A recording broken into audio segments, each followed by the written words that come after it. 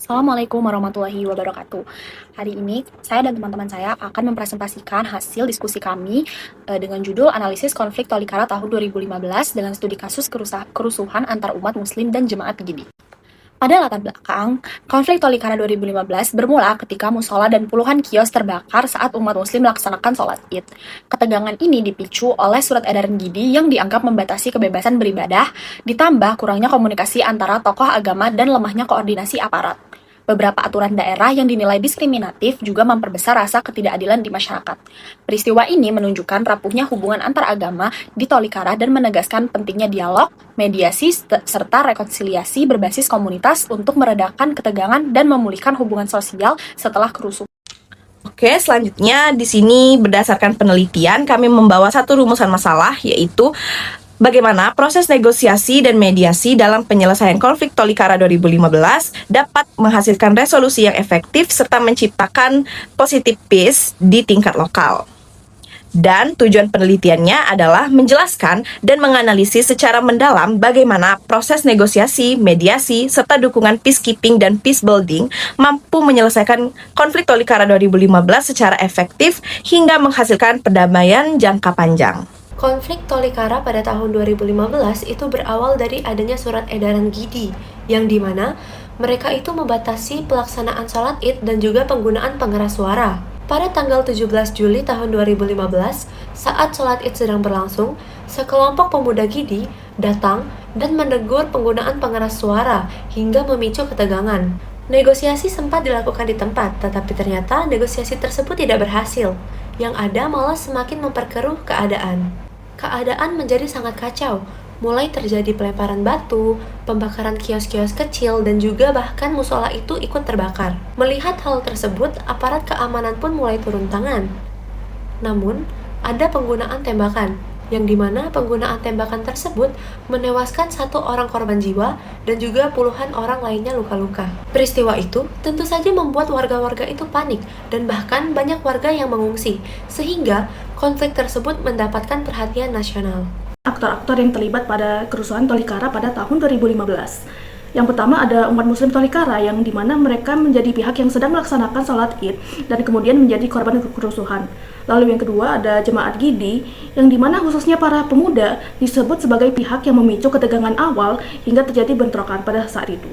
Lalu yang ketiga ada tokoh-tokoh agama dari kedua belah pihak yang kemudian berperan penting dalam komunikasi dan proses mediasi untuk meredakan konflik.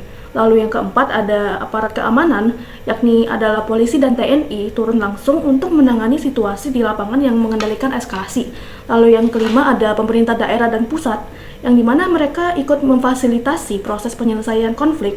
Yang terakhir juga ada Komnas HAM dan FKUB yang melakukan investigasi dan memediasi pasca kerusuhan untuk mencari solusi dan memastikan hak-hak masyarakat terlindungi. Penyebab utama konflik Tolikara yang pertama yaitu surat edaran GIDI yang membatasi sholat id. Nah, masalah itu tuh muncul ketika adanya surat edaran dari GIDI yang melarang ataupun membatasi pelaksanaan sholat id.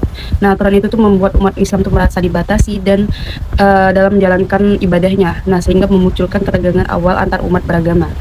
Yang kedua yaitu kurangnya komunikasi antar tokoh agama. Nah, sebenarnya tokoh agama tuh dari kedua belah pihak tuh bisa menjadi jembatan dialog, tetapi komunikasi yang minim membuat kesalahpahaman itu tidak cepat diselesaikan. Nah, hal kecil yang seharusnya bisa dibicarakan dengan baik-baik, malah itu berkembang menjadi masalah yang lebih besar. Yang ketiga yaitu adalah peraturan daerah yang dianggap diskriminatif. Beberapa aturan lokal yang dianggap tidak adil oleh salah satu kelompok.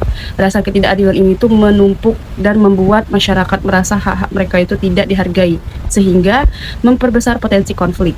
Yang keempat, keterlambatan aparat mengatasi situasi ini. Nah, ketika ketegangan itu meningkat, aparat keamanan tidak hadir cukup cepat untuk meredam eskalasinya. Nah, lambatnya respon ini tuh membuat situasi itu tuh berkembang menjadi kerusuhan yang sulit dikendalikan. Yang kelima, sentimen antar agama yang sudah ada di sebelumnya. Nah, konflik ini tidak akan muncul tiba-tiba. Adapun perasaan yang tidak nyaman dan prasangka antar agama yang sudah hidup di masyarakat sejak lama. Ketika muncul pemicu kecil, kondisi itu tuh mudah terbakar dan akhirnya meledak menjadi konflik yang sangat besar. Dampak dari konflik Tolikara. Yang pertama yaitu kerusakan fisik bangunan dan fasilitas umum. Banyak sekali musola dan kios-kios warga itu hangus terbakar akibat kerusuhan ini. Nah, kerusuhan itu tuh tidak hanya merugikan fisik saja, tetapi juga menghancurkan tempat-tempat yang menjadi pusat kegiatan masyarakat. Yang kedua yaitu adanya korban jiwa dan luka-luka dari konflik ini. Nah, konflik ini tuh menyebabkan satu orang tuh meninggal dunia dan puluhan orang itu mengalami cedera. Dan konflik ini menunjukkan bahwa konflik ini tidak hanya merusak barang saja, tetapi juga mengancam keselamatan manusia. Yang ketiga yaitu kerugian ekonomi masyarakat. Nah, banyak sekali warga itu kehilangan tempat usaha dan sumber mata pencaharian mereka karena bangunan itu rusak ataupun dibakar. Setelah konflik ini, proses pemulihan ekonomi mereka menjadi jauh lebih sulit lagi. Yang keempat, trauma psikologis. Masyarakat, terutama anak-anak dan mereka yang menyaksikan kekerasan secara langsung mengalami trauma yang berat, ketakutan, kecemasan, dan juga itu akan bertahan lama bahkan setelah konflik ini selesai. Yang kelima yaitu adalah pengungsian warga karena takut terjadi serangan lanjutan. Banyak warga itu mengungsi untuk mencari tempat yang aman. Nah, kondisi ini tuh membuat aktivitas sehari-hari mereka itu berhenti total dan menambah tekanan sosial. Dan yang terakhir, hilangnya kepercayaan antar kelompok. Nah, konflik ini membuat hubungan antar agama dan antar warga itu menjadi renggang. Kepercayaan yang sudah dibangun bertahun-tahun malah hancur dalam sekejap, sehingga interaksi sosial di lingkungan menjadi tidak harmonis lagi. Analisis menggunakan pohon konflik menunjukkan bahwa akar permasalahan berasal dari kebijakan yang bersifat diskriminatif, seperti surat edaran GIDI dan beberapa perda terkait, serta minimnya komunikasi antara umat maupun tokoh agama. Selain itu, ketimpangan sosial dan sentimen lama yang sudah berkembang turut memperkuat potensi konflik. Masalah inti yang kemudian muncul adalah bentrokan terkait pelaksanaan sholat Id dan penggunaan ruang publik, yang mencerminkan adanya pertentangan kepentingan antara kelompok-kelompok yang terlibat. Dampak dari konflik ini tampak pada terjadinya kerusuhan fisik, termasuk pembakaran musola dan kios, timbulnya korban jiwa dan luka-luka, serta kerugian ekonomi yang signifikan. Kondisi ini juga menyebabkan ketidakpercayaan antar kelompok dan menimbulkan rasa tidak aman di masyarakat. Sementara itu, analisis menggunakan segitiga galtung memperlihatkan bahwa dari sisi sikap atau attitude terdapat rasa saling curiga antara umat muslim dan jemaat GIDI. Muncul prasangka terkait aktivitas keagamaan masing-masing serta sensitivitas tinggi yang membuat isu kecil mudah memicu reaksi berlebihan. Dari sisi perilaku atau yang kita kenal dengan behavior, konflik tercermin melalui tindakan agresif seperti pelemparan batu, pembakaran kios dan musola, hingga kerusuhan fisik yang terjadi bersamaan dengan pelaksanaan sholat Id. Sedangkan dari sisi kontradiksi atau contradiction, perbedaan kepentingan terkait pelaksanaan sholat Id, perselisihan mengenai penggunaan pengeras suara, serta bertentangan dalam permanfaatan ruang publik menjadi pemicu utama yang memperburuk situasi dan mengarah pada konfrontasi langsung. Yaitu kalau di sini kami menggunakan 3 teori konflik. Yang pertama ada teori human needs. Apa itu teori human needs? Teori ini menjelaskan bahwa konflik terjadi ketika kebutuhan dasar manusia seperti identitas, pengakuan, dan rasa aman itu tidak terpenuhi. Dalam kasus Tolikara ini, kedua kelompok massa, kebutuhan beragamanya tidak dihargai sehingga memicu ketegangan dan respon defensif. Yang kedua ada teori identitas. Apa itu teori identitas? Teori identitas ini melihat konflik sebagai akibat dari benturan nilai dan keyakinan dan simbol yang melekat pada kelompok identitas keagamaan yang kuat pada umat muslim dan jemaat GIDI, membuat isu penggunaan ruang ibadah menjadi sangat sensitif dan mudah memunculkan konflik.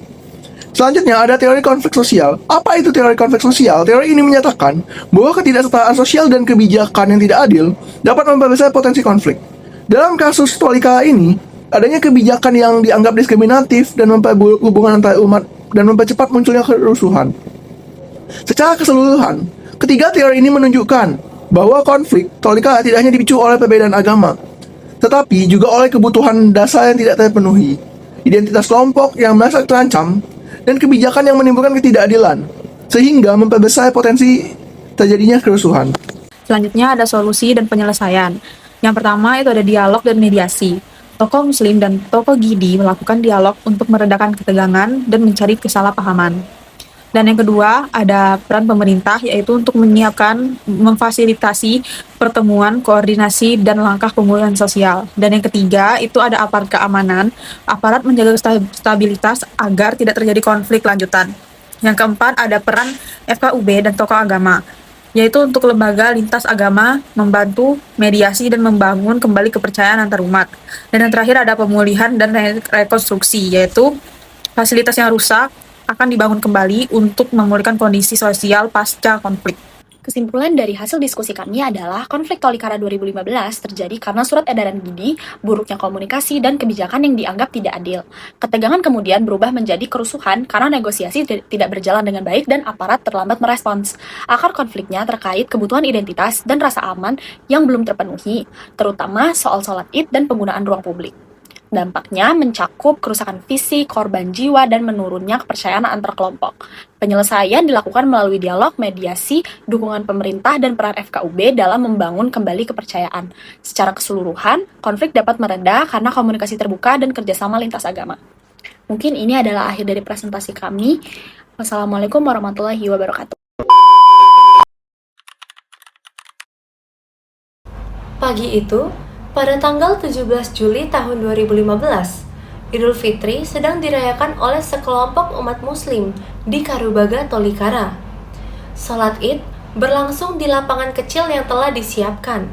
Namun, beberapa hari sebelumnya, Jemaat Gidi mengeluarkan surat edaran yang berisi keberatan atas penggunaan lapangan karena mereka juga memiliki acara besar di hari yang sama.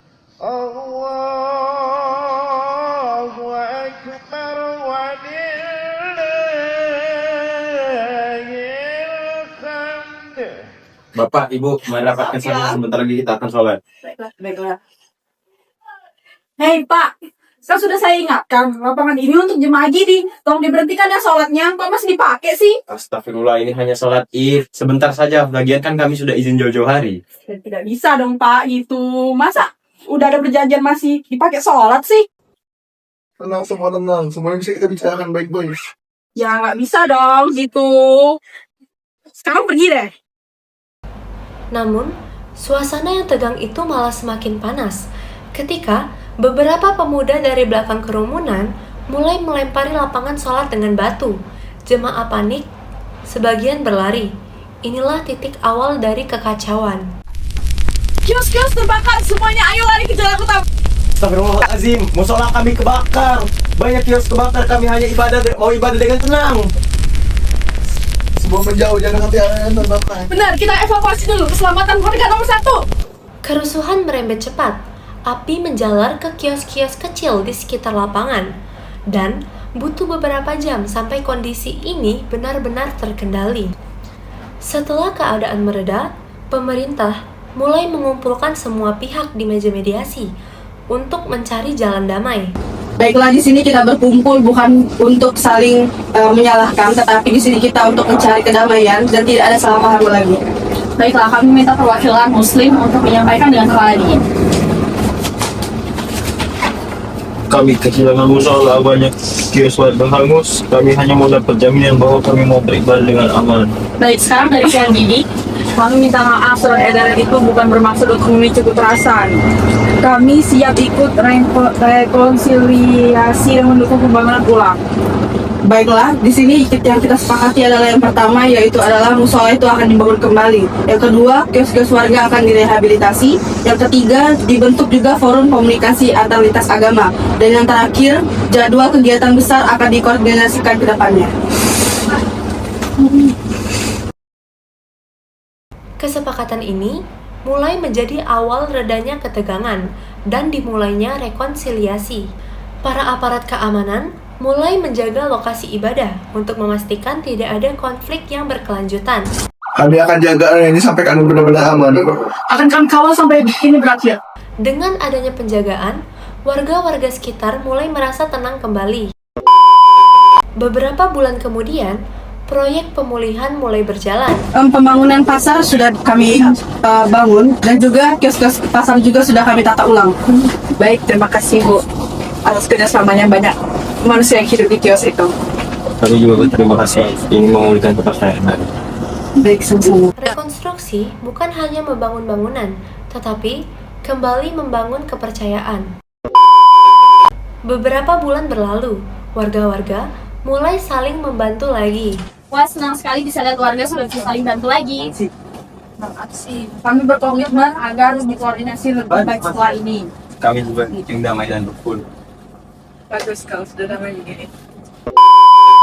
Konflik Tolikara pada tahun 2015 adalah contoh betapa cepat salah paham bisa berubah menjadi tragedi. Tetapi, lewat dialog, penjagaan keamanan, dan juga rekonstruksi, kedamaian bisa dipulihkan. Bukan hanya berhenti dari konflik, tetapi tumbuh menuju penerimaan.